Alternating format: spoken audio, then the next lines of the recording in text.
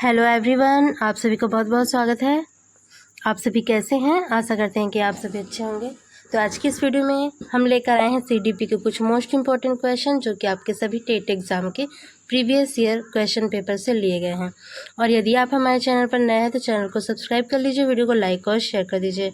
और यदि अभी तक आपने हमारे टेलीग्राम चैनल को ज्वाइन नहीं किया है तो टेलीग्राम चैनल को भी ज्वाइन कर लीजिएगा, ताकि आप सभी को PDF वगैरह जो है आसानी से मिल सके। तो चलिए आज की वीडियो हम शुरू करते हैं। तो आज का हमारा पहला क्वेश्चन है। क्वेश्चन दिया गया है, लेव वाइगोत्स्की के समाज संरचना सिद्धांत में दृढ़ विश्वास रखने वाले शिक्षक के नाते आप अपने बच्चों के आकलन के लिए निम्न में से किस विधि को वरीयता देंगे। मान लीजिए आप लेव वाइगोत्स्की के सामाजिक संरचना का जो सिद्धांत उन्होंने दिया है उस पर आप दृढ़ विश्वास रखते हैं, तो आप उस विश्वास के नाते बच्चों के लिए किस विधि को जो है वरीयता देंगे। ठीक है, उनके आकलन के लिए किस विधि को वरीयता देंगे। तो ऑप्शन यहाँ पर दिए गए हैं, सहयोगी प्रोजेक्ट को, मानकीकृत परीक्षण को, तथ्यों पर आधारित तथ्य स्मरण के प्रश्न को, या फिर वस्तुपरक बहुविकल्पी प्रकार के प्रश्नों को। तो यहाँ पर आपको क्या करना चाहिए, आपको सहयोगी प्रोजेक्ट जो है इस विधि को जो है सहयोगी प्रोजेक्ट विधि को जो है क्या करना चाहिए, वरीयता देना चाहिए। तो यहाँ पर आपका राइट आंसर हो जाएगा ऑप्शन नंबर ए। ठीक है, तो लेव वाइगोत्स्की जो है ये इन्होंने सामाजिक संरचना का सिद्धांत दिया था। ठीक है, और इन्हें क्या है, इन्हें जो है मानव के सामाजिक तथा जैव सामाजिक, ठीक है, और सांस्कृतिक विकास के सिद्धांत के लिए भी जाना जाता है। ठीक है, तो इसे भी आप सभी याद रखेंगे। नेक्स्ट क्वेश्चन दिया गया है, अपनी कक्षा की वैयक्तिक विभिन्नताओं से निपटने के लिए शिक्षक को चाहिए कि शिक्षण और आकलन के समान और मानक तरीके हों, बच्चों को उनके अंकों के आधार पर अलग कर उनको नामित करे, या फिर बच्चों से बातचीत करे और उनके दृष्टिकोण को महत्व दे, या फिर विद्यार्थी के लिए कठोर नियम का लागू करे। तो वैयक्तिक भिन्नताओं से निपटने के लिए पूछा गया है कि शिक्षक को क्या करना चाहिए।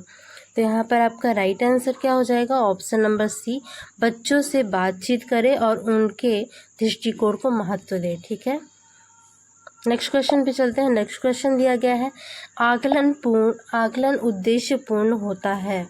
आकलन का उद्देश्य पूर्ण होता है यदि इससे विद्यार्थी में भय और तनाव का संचार हो, या फिर इससे विद्यार्थी और शिक्षकों को प्रतिपुष्टि अर्थात फीडबैक जो है प्राप्त हो, या फिर यह केवल एक बार वर्ष के अंत में हो, या फिर विद्यार्थी की उपलब्धियों में अंतर करने के लिए तुलनात्मक मूल्यांकन जो है किए जाएं। तो यहाँ पर आपका राइट आंसर हो जाएगा option number C, sorry option number B. ठीक है, ऑप्शन नंबर बी यहाँ पर आपका राइट आंसर होगा। क्या दिया गया है इसमें, इससे विद्यार्थियों और शिक्षकों को जो है प्रतिपुष्टि अर्थात फीडबैक जो है प्राप्त होता है, ताकि जिससे कि है शिक्षक को क्या जानने में मदद मिलती है कि बच्चे ने कितना सीख लिया है। ठीक है, और उसे कहाँ पर सीखने में कठिनाई आ रही है। आकलन से यह सभी जो है शिक्षक को जानने में काफ़ी जानकारी जो है मिलती है। नेक्स्ट क्वेश्चन दिया गया है, राष्ट्रीय पाठ्यचर्या की रूपरेखा NCF 2005 के अनुसार शिक्षक की भूमिका है सत्तावादी की, अधिनायकी की, या फिर अनुमतिपरक की, या फिर सुविधादाता की।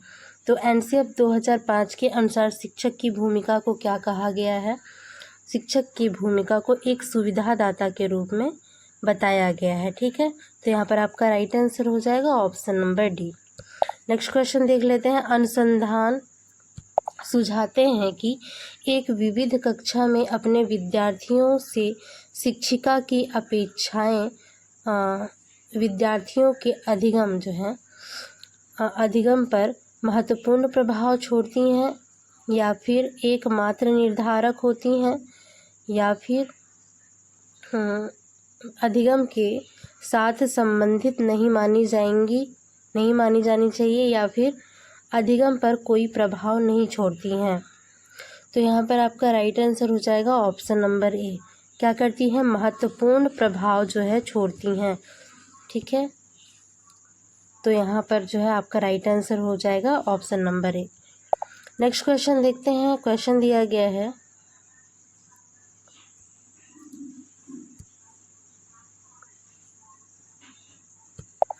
क्वेश्चन है विशेष आवश्यकता वाले बच्चों को शामिल करना एक काल्पनिक लक्ष्य है या फिर जिनमें अक्षमता ना हो उन बच्चों के लिए हानिकारक है, या फिर विद्यालय पर भार बढ़ा देगा, या फिर शिक्षण के प्रति दृष्टिकोण, विषय वस्तु और धारणा परिवर्तन की अपेक्षा रखता है।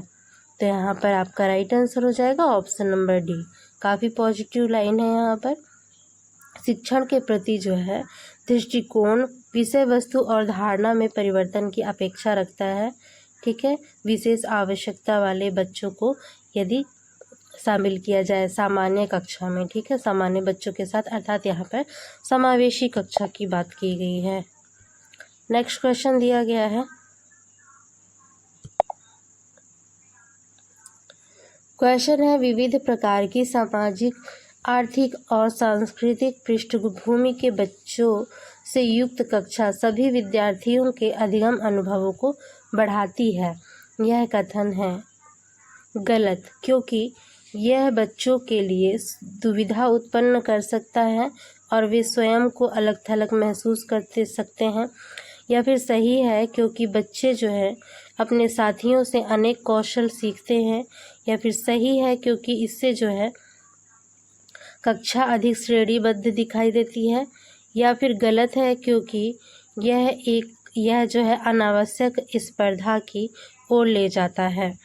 तो यहाँ पर आपका राइट आंसर हो जाएगा ऑप्शन नंबर बी। क्या है, सही है, क्योंकि बच्चे जो हैं अपने साथियों से अनेक कौशल सीखते हैं। ठीक है, विविध प्रकार के जो बच्चे हैं, वैयक्तिक विभिन्नता पाई जा रही है। कोई सी लैंग्वेज बोल रहा है, कोई सी लैंग्वेज बोल रहा है, तो सुन करके बच्चे काफ़ी ज़्यादा सीखते हैं। तो इससे क्या है, उनको जो है कौशल सीखने में काफ़ी सहायता मिलेगी अपनी साथियों से। ठीक है, नेक्स्ट क्वेश्चन है, सुनने में असमर्थ बच्चा श्रवण असमर्थता वाले बच्चों के विद्यालय में ही भेजा जाना चाहिए और नियमित विद्यालय में नहीं, केवल अकादमिक शिक्षा से लाभ नहीं उठा पाएगा, उसे जो है उसके स्थान पर व्यावसायिक शिक्षा दी जानी चाहिए। या फिर नियमित विद्यालय में बहुत अच्छा कर सकता है यदि उसे जो है उपयुक्त सुविधा और साधन उपलब्ध कराए जाएं। या फिर नियमित विद्यालय में अपने सहपाठियों के समान कभी प्रदर्शन नहीं कर पाएगा। तो यहाँ पर आपका राइट आंसर हो जाएगा, सुनने में असमर्थ बच्चा नियमित विद्यालय में बहुत अच्छा कर सकता है यदि उसे जो है उपयुक्त सुविधा और साधन जो है उपलब्ध कराए जाएं। तो यहाँ पर आपका राइट आंसर हो जाएगा option number C. Next question देख लेते हैं।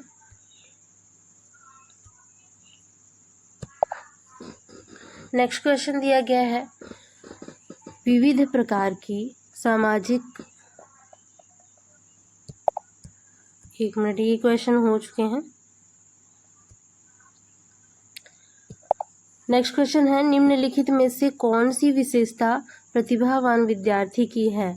वह आक्रामक और कुंठित हो जाता है, और यदि कक्षा की गतिविधियां अधिक चुनौतीपूर्ण नहीं होती हैं तो वह जो है कम प्रेरित अनुभव करता है और ऊब जाता है।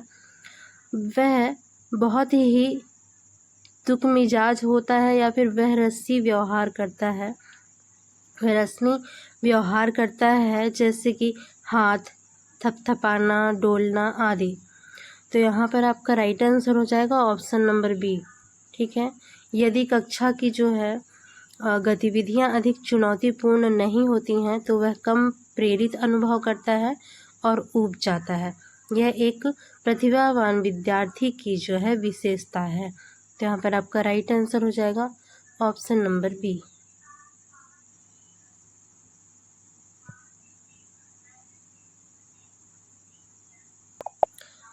नेक्स्ट क्वेश्चन देखते हैं।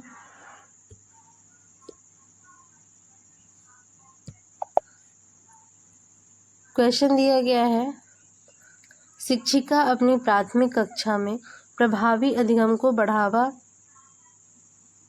प्रभावी अधिगम को बढ़ा सकती है। तो ऑप्शन दिए गए हैं, अधिगम में छोटी छोटी उपलब्धियों के लिए पुरस्कार देकर, ड्रिल और अभ्यास के द्वारा, अपने विद्यार्थियों में प्रतियोगिता को प्रोत्साहन देकर, या फिर विषय वस्तु को विद्यार्थियों के जीवन के साथ में संबंधित करके। यहाँ पर आपका राइट आंसर हो जाएगा ऑप्शन नंबर डी। अधिगम को बढ़ावा कब दिया जा सकता है? यदि जो पढ़ाया जा रहा है या फिर जो विषय वस्तु है उसे जो है विद्यार्थियों के निजी जीवन से जोड़ दिया जाए, ठीक है, उससे संबंधित कर दिया जाए, तो इससे क्या होगा, अधिगम को बढ़ावा मिलेगा। तो यहाँ पर आपका राइट आंसर हो जाएगा option number D. Next question दिया गया है, निम्नलिखित कथनों में से कौन से कथन जो है सही हैं? यहाँ पर ऑप्शन दिए हैं गए हैं, बच्चे जानकारी की निष्क्रिय प्राप्त करते हैं, बच्चे समस्या समाधान करते हैं, बच्चे वैज्ञानिक शोध करते हैं, या फिर बच्चे जो हैं पर्यावरण के सक्रिय अन्वेषक हैं। तो यहाँ पर आपका राइट आंसर हो जाएगा ऑप्शन नंबर बी वाला, ठीक है। क्या क्या दिया गया है, ऑप्शन नंबर बी वाला हो जाएगा। तो यहाँ पर सेकेंड वाला दिया गया है, बच्चे जो हैं समस्या समाधान करता है, ठीक है, बच्चे जो हैं वैज्ञानिक शोध करता है, और बच्चे जो है पर्यावरण के सक्रिय अन्वेषक हैं। तो ये तीनों जो हैं ऑप्शन आपके सही हो जाएंगे, तो इसलिए आपका राइट आंसर हो जाएगा option number B. Next question दिया गया है, विद्यार्थियों में संप्रत्यात्मक विकास को प्रोत्साहन देने के लिए निम्नलिखित में से कौन सी विधि सबसे प्रभावी है? ऑप्शन दिए गए हैं, पुराने प्रत्ययों के किसी संदर्भ के बिना नए प्रत्ययों को अपने आप समझ जाना चाहिए, या फिर याद करने के लिए कहकर विद्यार्थियों के गलत विचारों को सही विचारों में बदलना चाहिए, या फिर विद्यार्थियों को बहुत से उदाहरण देना और उन्हें जो है तर्क शक्ति का उपयोग करने के लिए प्रोत्साहित करना चाहिए, या फिर जब तक विद्यार्थी में वांछित संप्रत्यय परिवर्तन ना हो जाए तब तक दंड का उपयोग करना चाहिए। तो यहाँ पर आपका राइट आंसर क्या हो जाएगा, ऑप्शन नंबर सी यहाँ पर राइट आंसर हो जाएगा। बाकी सभी निगेटिव टाइप से दिए गए हैं, एक पॉजिटिव टाइप से आपका यही दिया गया है कि विद्यार्थियों को क्या करना चाहिए, बहुत से बहुत उदाहरण देना चाहिए और उन्हें जो है तर्क शक्ति का उपयोग करने के लिए क्या करना चाहिए, प्रोत्साहित करना चाहिए। तो यहाँ पर आपका राइट आंसर हो जाएगा option number C. Next question देखते हैं। नेक्स्ट क्वेश्चन दिया गया है, प्राथमिक विद्यालय के बच्चे उस वातावरण में सबसे प्रभावी ढंग से सीखते हैं। ऐसा कौन सा वातावरण है जिसमें जो है प्राथमिक विद्यालय के बच्चे जो है बहुत ही प्रभावी ढंग से सीखेंगे? तो यहाँ पर ऑप्शन दिया गया है, जहाँ उनकी संवेगात्मक आवश्यकताओं की पूर्ति हो और वे अनुभव करते हैं कि वे महत्वपूर्ण हैं, या फिर जहाँ शिक्षक एकाधिकारवादी है और स्पष्ट आदेश देता है कि क्या किया जाना चाहिए, या फिर जहाँ जो है मूल रूप से पढ़ने लिखने और गणित की संज्ञानात्मक कुशलताओं पर ही ध्यान का केंद्र रहता हो, या फिर और बल दिया जाता है, या फिर जहाँ जो है शिक्षक सारे अधिगमों में आगे होता है और विद्यार्थी से निष्क्रिय रहने की अपेक्षा करता है। यहाँ पर भी एक ही पॉजिटिव टाइप का आंसर दिया गया है, एक ही पॉजिटिव टाइप का टॉपिक्स दिया गया है, देखते हैं क्या है वह। तो यहाँ पर ऑप्शन नंबर ए में देखिए, ऑप्शन नंबर ए में दिया गया है, जहाँ उनकी संवेगात्मक मतलब छात्रों की संवेगात्मक आवश्यकताओं की पूर्ति होती है और वे अनुभव करते हैं कि वे जो है महत्वपूर्ण हैं। तो यही आपका राइट आंसर हो जाएगा option number A. Next question दिया गया है,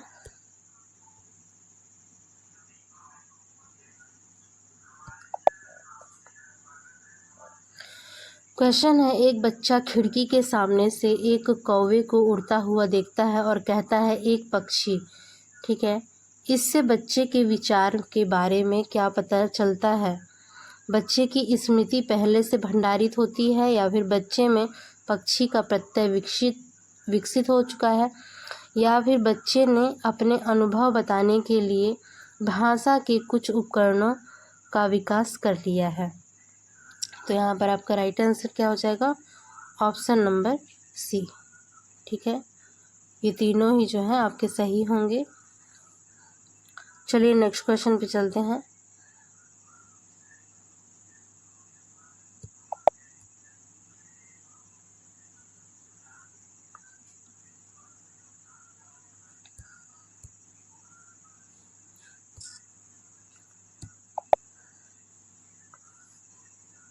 क्वेश्चन दिया गया है, कोई शिक्षिका अपने विद्यार्थी को क्या कहे कि उन्हें जो है भीतरी प्रेरणा के साथ में कार्य करने के लिए प्रोत्साहित करे।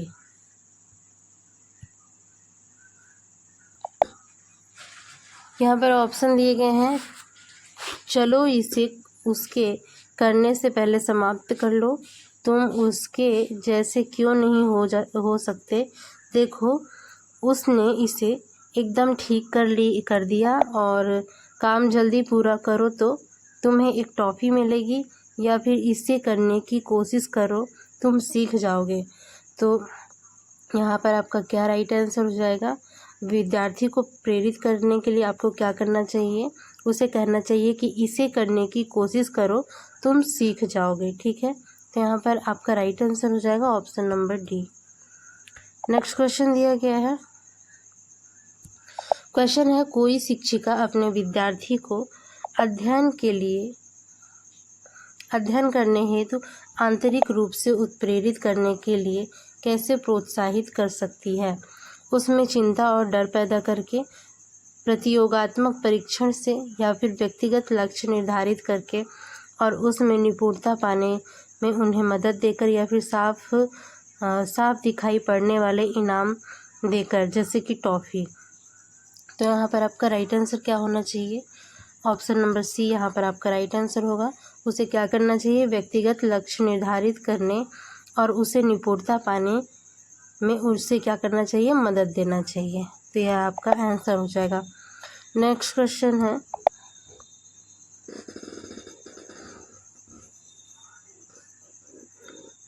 क्वेश्चन दिया गया है, किसी प्रारंभिक कक्षा में प्रभावशाली शिक्षक का उद्देश्य विद्यार्थियों को उत्प्रेरित करना होगा। तो यहाँ पर आपका राइट क्या आंसर हो जाएगा? सीखने के लिए, पहले ऑप्शन देख लीजिए, सीखने के लिए जिससे वे जिज्ञासु बने और सीखने के लिए ही सीखना पसंद करें, या फिर रटकर याद करना, ये तो निगेटिव है। दंडात्मक उपकरण, यह भी बिल्कुल निगेटिव है। आगे देखेंगे, ऐसे काम करना चाहिए जिससे परीक्षा के अंत में वे अच्छे अंक पा सके, अंक पाने के लिए तो नहीं। तो यहाँ पर आपका राइट आंसर क्या बनेगा? ऑप्शन नंबर ए, सीखने के लिए जिससे कि वे क्या हो सकें? जिज्ञासु बने और सीखने के लिए ही सीखना पसंद करें। तो यहाँ पर आंसर हो जाएगा ऑप्शन नंबर ए। तो आज की वीडियो में सिर्फ इतना ही। वीडियो अच्छी लगी तो वीडियो को लाइक कीजिए, शेयर कीजिए, चैनल को सब्सक्राइब कीजिए।